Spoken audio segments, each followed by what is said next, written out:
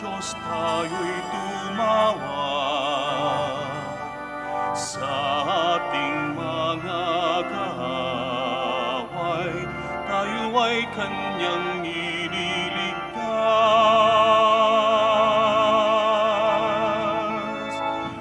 Purihin ang Panginoon, umawit ng kagalakan,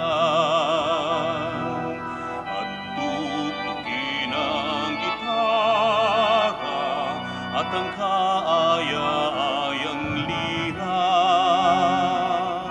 Ipan ninyo ang trumpeta.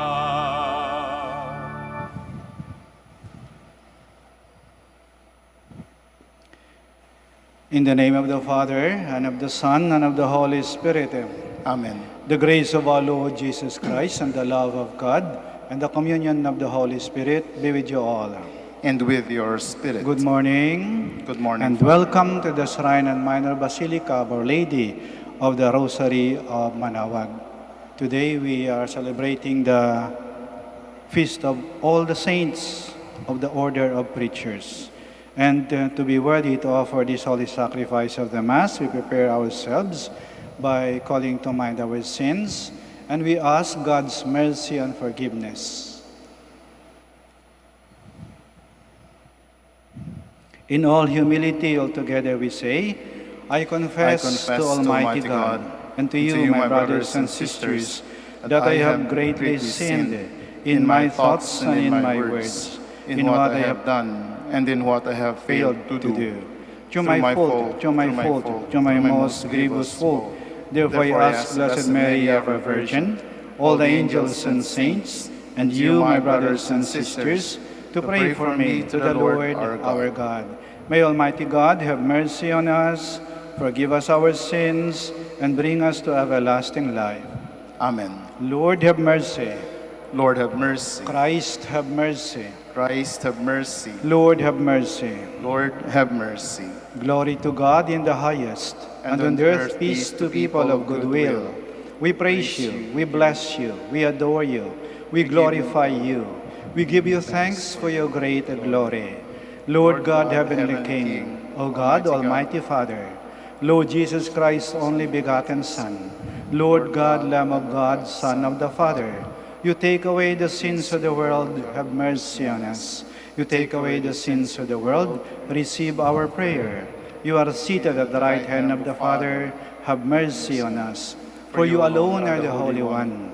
You alone are the Lord. You alone are the Most High, Jesus Christ, with the Holy Spirit, in the glory of God the Father. Amen.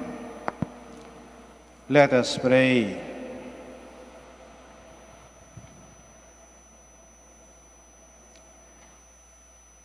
O God, source of all holiness, you have enriched your church with many gifts in the saints of the Order of Preachers. By following the example of our brothers and sisters, may we come to enjoy their company forever in the kingdom of our Lord Jesus Christ, your Son, who lives and reigns with you and the Holy Spirit, one God, forever and ever. Amen. Please be seated. A reading from the book of Sirach. Now will I praise those godly men, our ancestors, each in his own time. The abounding glory of the Most High's portion, his own part, since the days of old. Subduers of the land in kingly fashion, men of renown for their might, or counselors in their prudence, or seers of all things in prophecy, resolute princes of the folk, and governors with their staves, authors skilled in composition, and forgers of epigrams with their spikes, composers of melodious psalms, or discoursers on lyric themes, stalwart men, solidly established and at peace in their own estates. All these were glorious in their time, each illustrious in his day. Some of them have left behind a name, and men recount their praiseworthy deed. But of others there is no memory. For when they ceased, and they are as though they had not lived, they and their children after them. Yet these also were godly men, whose virtues have not been forgotten. Their wealth remains in their families, their heritage with their descendants. Through God's covenant with them, their family endures, their posterity for their sake. And for all time their progeny will endure. Their glory will never be blotted out. Their bodies are peacefully laid away, but their name lives on and on. At gatherings, their wisdom is retold, and the assembly proclaims their praise. The word of the Lord. Thanks be to God. Lord, this is the people that longs to see your face. Lord, this is the people that longs to see your face. The Lord's is the earth and its fullness, the world and all its people. It is he who set in the seas, and the waters he made it firm. Lord, this is the people that longs to see your face. Who shall climb the mountain of the Lord? Who shall stand in his holy place? The man with clean hands and pure heart, who desires not worthless things, who has not sworn so as to deceive his neighbor. Lord, this is the people that longs to see your face. He shall receive blessings from the Lord, a reward from the God who saves him. Such are the men who seek him, seek the face of the God of Jacob. Lord, this is the people that longs to see your face. A reading from the second letter of St. Paul to the Corinthians. In all that we do, we strive to present ourselves as ministers of God, acting with patient endurance amid trials, difficulties, distresses, beatings, imprisonments, and riots. As men familiar with hard work, sleepless nights, and fastings, conducting ourselves with innocence, knowledge, and patience, in the Holy Spirit, in sincere love, as men with the message of truth and the power of God, wielding the weapons of righteousness with right hand and left, whether honored or dishonored, spoken of well or ill. We are called impostors, yet we are truthful. Nobodies who in fact are well known, dead, yet we are alive, punished but not put to death, sorrowful, though we are always rejoicing, poor, yet we enrich many. We seem to have nothing, yet everything is ours. The word of the Lord. Thanks be to God. Please stand. Hallelujah, hallelujah.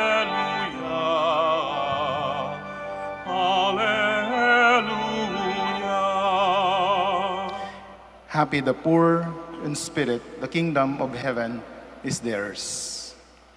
Hallelujah, hallelujah, hallelujah.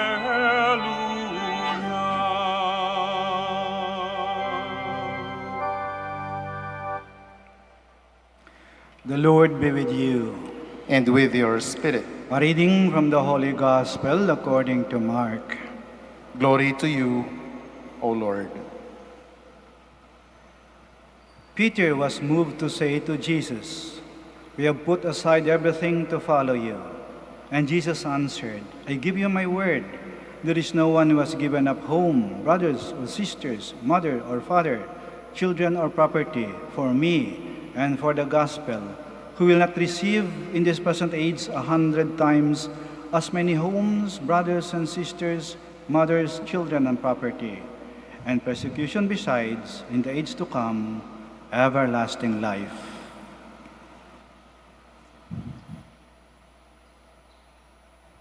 The Gospel of the Lord. Praise to you, Lord Jesus Christ. Be seated. Ipinagdiriwang po natin ngayon ang kapistahan ng lahat ng mga santo at mga santa ng Dominican Order. Parang All Saints Day ng Dominican family. November 1, buong simbahan, ginugunita natin ng All Saints Day sa buong simbahan. Pero November 7, ginugunita natin yung mga santo at mga santa na mga miyembro ng Dominican family na hindi kilala, hindi tanyag, hindi sikat. Kasi kilala lang natin na mga santo ay mga sikat. San Martin de Porres, San Vicente Ferrer, Santo Domingo, Saint Catherine of Siena, Santa Rosa de Lima, Saint Thomas Aquinas, Saint Albert the Great, Saint Hyacinth, San Lorenzo Ruiz. Ito yung mga kilala't tanyag. Pero marami pang mga pari at mga madre na Dominican na naging banal din sila. Ngunit ang kanilang kabanalan, tanging Diyos lamang ang nakakalam. Their holiness is known to God alone. Sa ating bayan, may mga tinatawag na unknown heroes o unsung heroes. Bayaning hindi kilala, pero bayani sila. Ganon din sa Dominican family. Unknown saints. Namuhay sila ng banal. Simple, tahimik, ngunit buong katapatan. At ang kagandahan nito, baka naging bahagi sila ng buhay natin na hindi natin alam. Baka naging parish priest ninyo. Baka naging direktor o principal ng paaralan ninyo.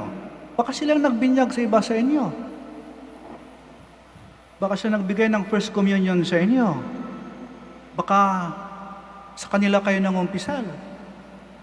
Baka sila nag-bless ng bahay ninyo, ng sasakyan ninyo, o mga rosaryo, mga imahen, o mga kandila ninyo.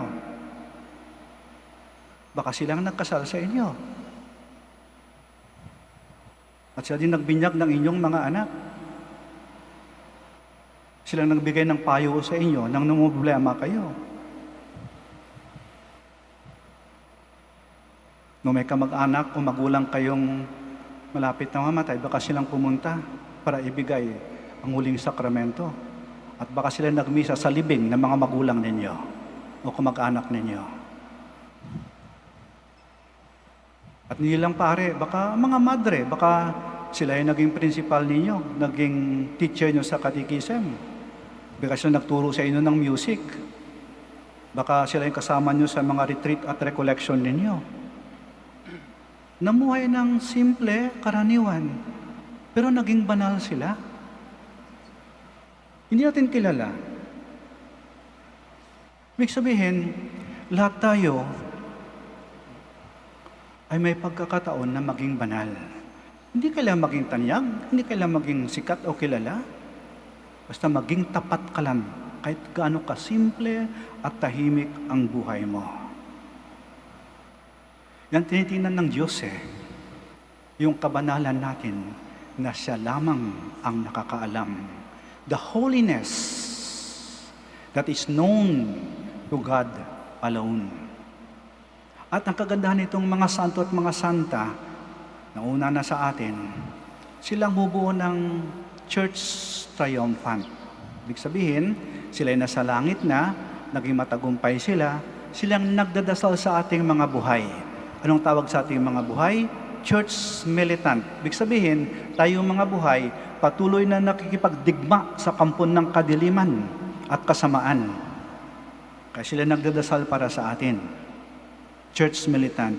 Tapos tayong mga buhay, yung church militant, tayo nagdadasal para sa church suffering. Sino yon? Yung makaluluwa sa purgatorio na hindi pa nakakapasok sa langit. O, baka may mga kamag-anak, kaibigan, kilala kayo. Ibig sabihin, this is the communion of the saints. Yung mga banal sa langit, yung mga buhay sa lupa, yung makaluluwa sa purgatorio. Ito yung magandang paalaala sa atin na tayong lahat ay may kakayahang maging banal. Noong All Saints Day ng Undas, pinagdasal natin, no? Yung mga kaluluwa ng ating mga mahal na yumao. Pero malay natin, bakang ilan sa kanila ay santo at mga santa na rin. Kasi Diyos lang nakakaalam ng kanilang kabanalan. At akala natin, tayo nagdadasal para sa kanila, pero bakang totoo niyan, sila ang nagdadasal para sa atin. Kasi sa kanilang kinaroroonan ngayon, mas malapit sila sa Diyos at mas narinig ng Diyos ang kanilang dasal. At ganun po yung mga santo at mga santa. Nung sila'y nabubuhay sa lupa, minahal nila tayo ng gusto. Pinagdadasal nila tayo, nilagaan nila tayo. At kahit wala na sila ngayon, patuloy nilang ginagawa yon. Ibig sabihin, bumawi naman tayo, bumawi naman kayo sa mga nauna sa inyo. Kaya itong buwan ng Nobyembre, buwan ng pag-alaala sa mga mahal nating yumao. Hindi natin alam, bakang iba'y mga santo at santa na, yung iba'y maring naghihirap pa sa purgatorio.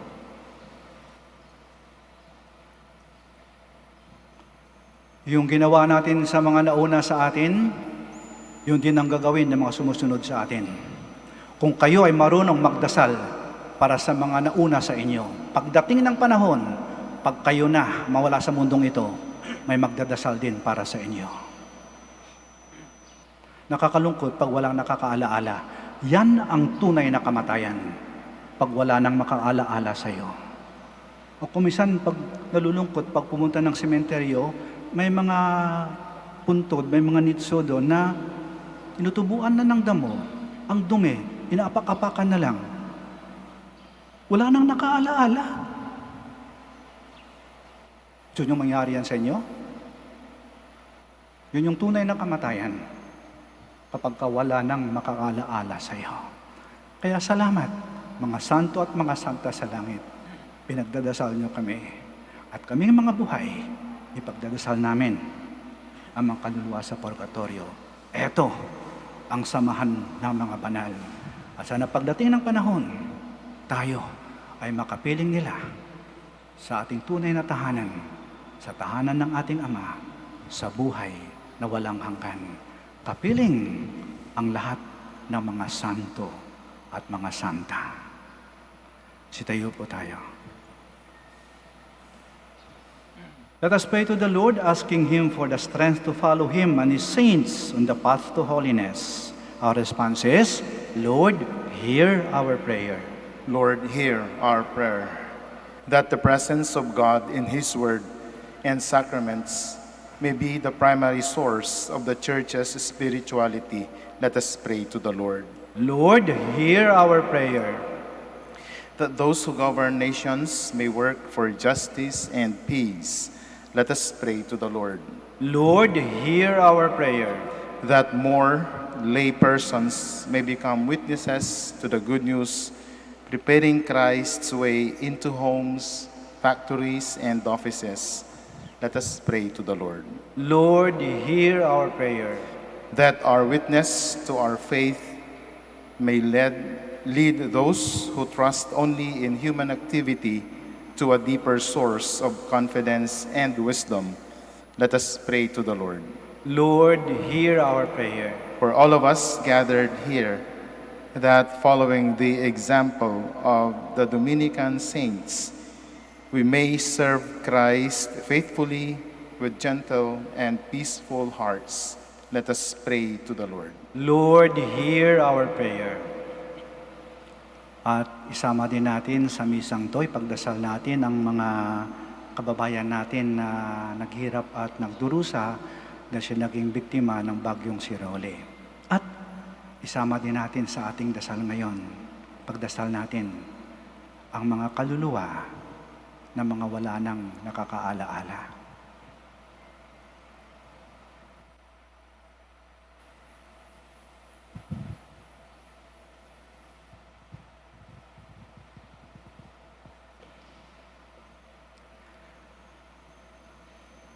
Father, you are the joy of all the saints. Unite us all in the communion of those saints who daily give you praise and thanksgiving. We ask this through Christ our Lord. Amen. Please be seated.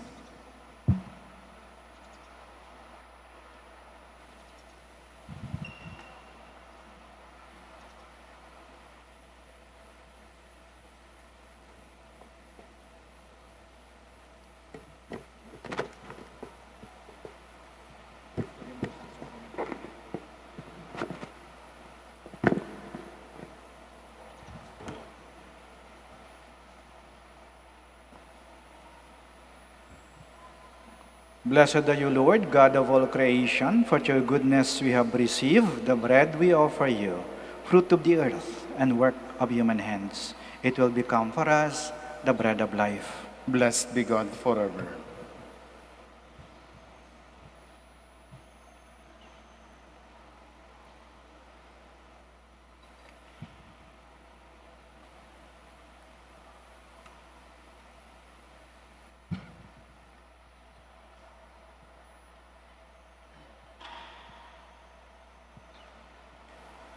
Blessed are you, Lord, God of all creation, for your goodness we have received the wine we offer you, fruit of the vine and work of human hands. It will become our spiritual drink. Blessed be God forever.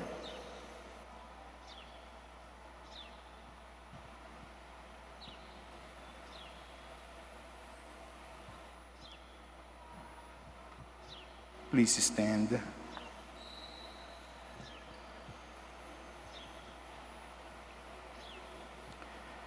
Pray, my dear friends, that our sacrifice may be acceptable to God, the Almighty Father. May the Lord accept the sacrifice at your hands for the praise and glory of his name, for our good and the good of all his holy church.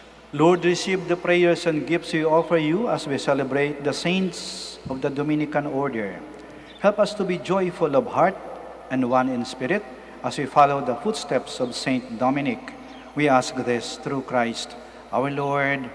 Amen. The Lord be with you. And with your spirit, Lift up your hearts. we lift them up to the Let Lord. us give thanks to the Lord our God. It is right and just. It is truly right and just, our duty and our salvation, always and everywhere to give you thanks, Lord, Holy Father, Almighty and eternal God, through Christ our Lord.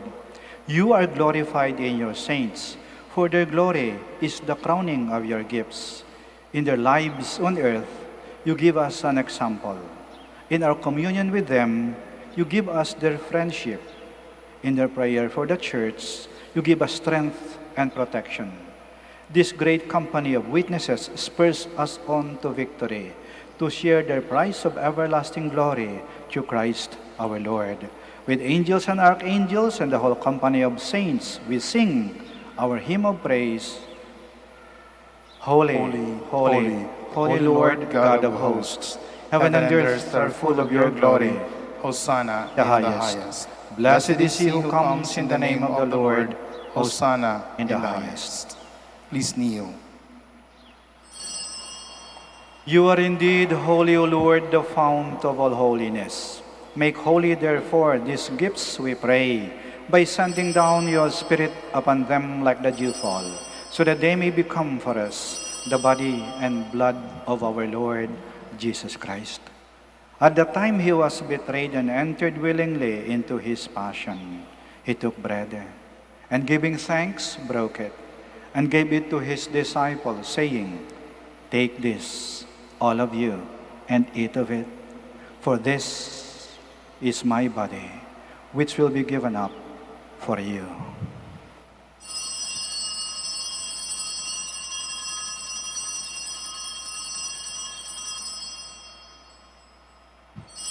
In a similar way, when supper was ended, he took the chalice, and once more giving thanks, he gave it to his disciples, saying, "Take this, all of you, and drink from it, for this is the chalice of my blood, the blood of the new and eternal covenant, which will be poured out for you and for many for the forgiveness of sins. Do this in memory of me."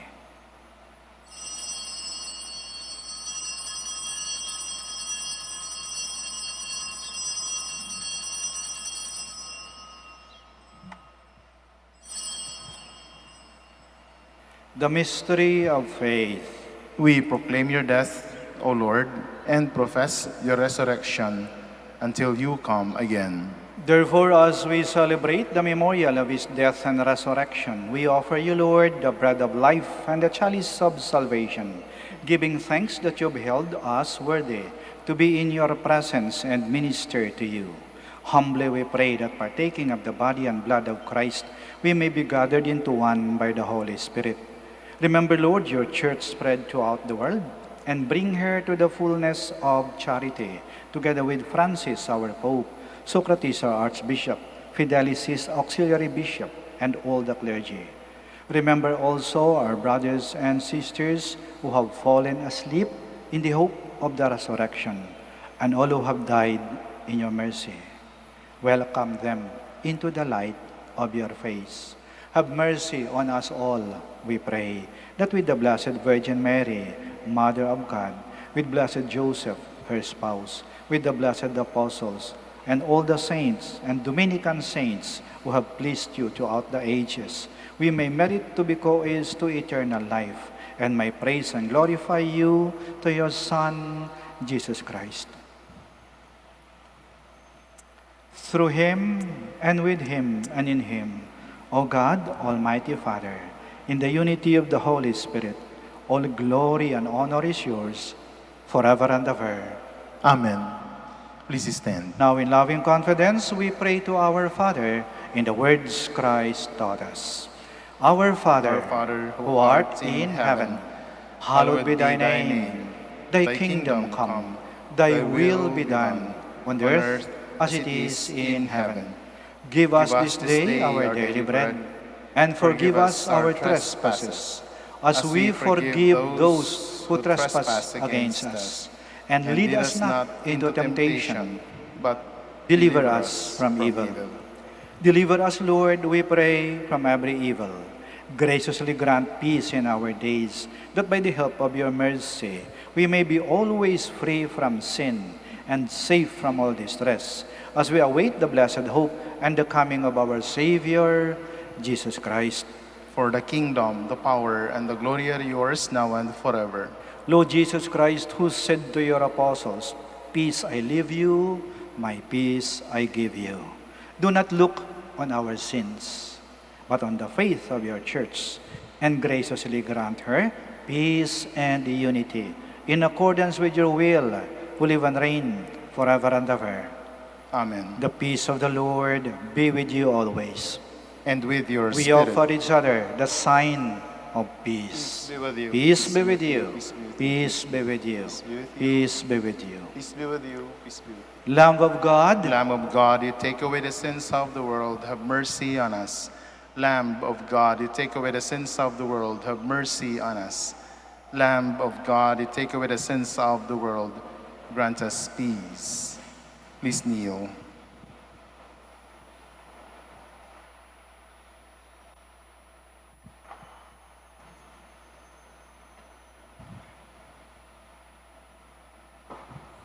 Here is Jesus Christ, the God of the living, not of the dead. He who believes in him will never die, but will have everlasting life. Blessed are those called to the supper of the Lamb.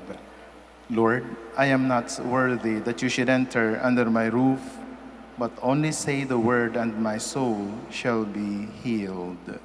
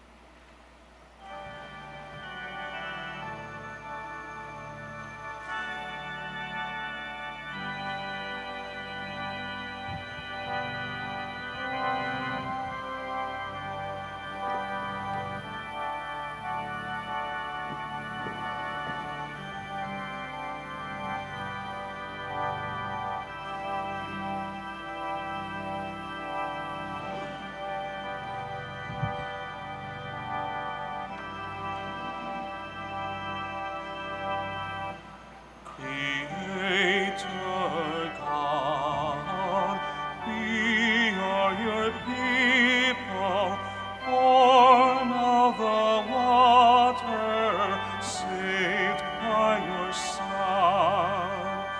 Heal the wounded, cleanse our spirits, fill our hearts with the fire of your love.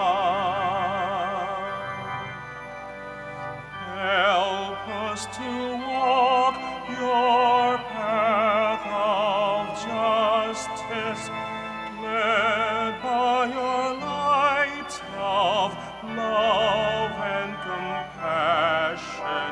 Renew us, God, that we, your people, help renew the face of the earth.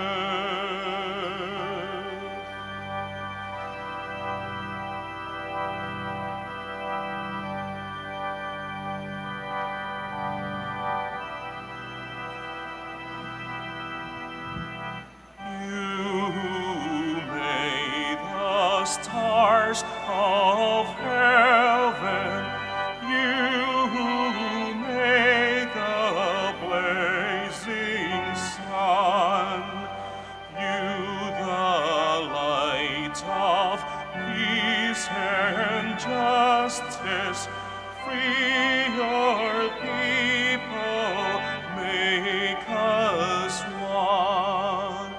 Banish shadows of rejection, break the chains of apathy.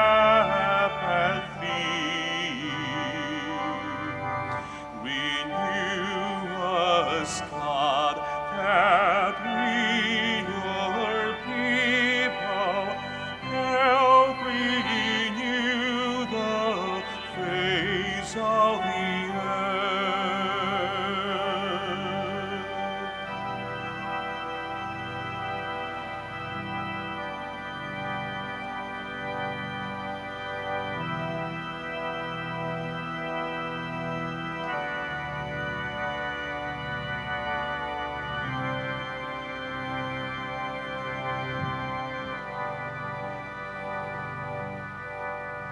Call of freedom, call of justice, voice of the voiceless, be our song.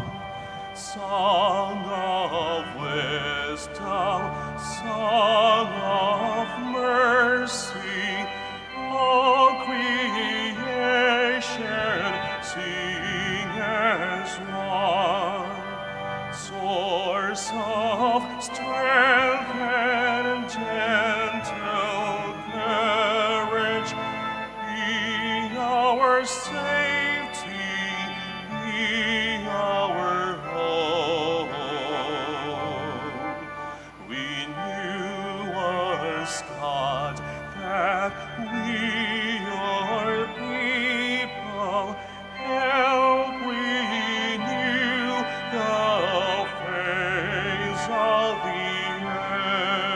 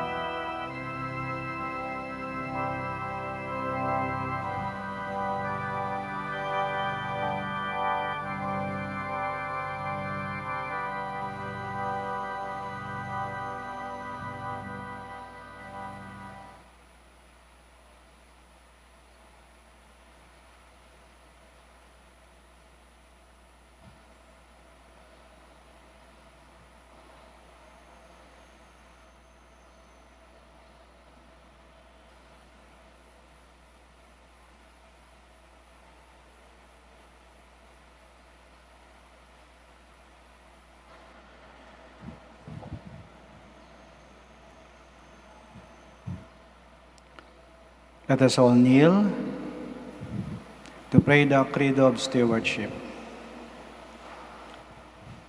I believe in stewardship. I believe in the God of love, the owner of everything who possesses everyone. I believe in the God of mercies who has chosen me to be a steward of Mother Nature and Mother Church, in spite of who I am and what I have done, in spite of the infidelities He knows I will still commit. I believe in the power of giving and in the power of loving like Jesus, because love is the only way to holiness. Giving is the best proof of loving, and perfect renunciation leads to unlimited fruitfulness. I believe that in freely giving my time, in humbly sharing my talents, and in generously sacrificing my treasures, the Lord will always provide. He will take care of all my needs and bless me with infinite reward on earth and in heaven. I will be the first to give. I will not wait for the others. I will keep on giving even if others do not give. I will not be afraid to have none. I believe that the best time to share is now, not tomorrow, for tomorrow is an excuse of the greedy. I will keep my needs and wants simple and few, for I believe that in reducing my selfishness, I will grow in happiness and holiness. I am a steward of the Lord. I will return all this to Him with abundant yield. Much is asked of me because much has been given to me. I praise the Lord for His kindness to me, now and forever. Amen. Our Lady of the Rosary of Manaoag, Pray for us. Please stand.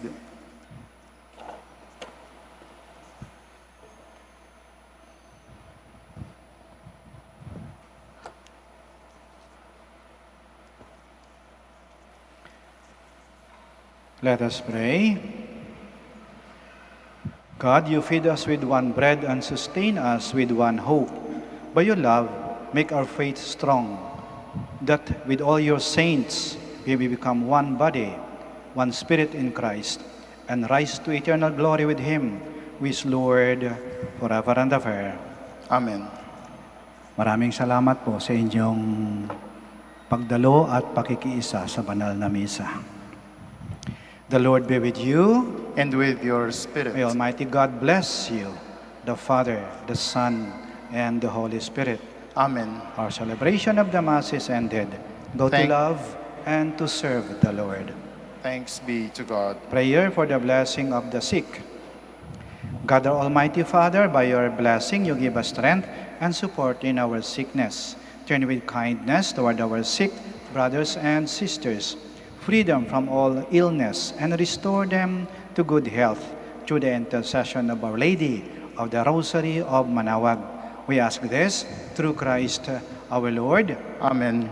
Prayer for the blessing of religious articles. Yung may mga pabendisyonan po, mangyari po lamang na itaas lang po yung mga pabendisyonan ninyo at wag na po kayong umalis sa inyong kinaroroonan. Kami na po ang lalapit sa inyo. Prayer for the blessing of religious articles. in memory of the mysteries of the life, death, and resurrection of our Lord Jesus Christ, and to the honor and glory of the Blessed Virgin Mary, Mother of Christ and Mother of the Church, Our Lady of the Rosary of Manaoag, may these rosaries, candles, images, oil, scapulars, crucifix, and other articles of devotion be blessed and made holy. In the name of the Father, and of the Son, and of the Holy Spirit. Amen. Amen.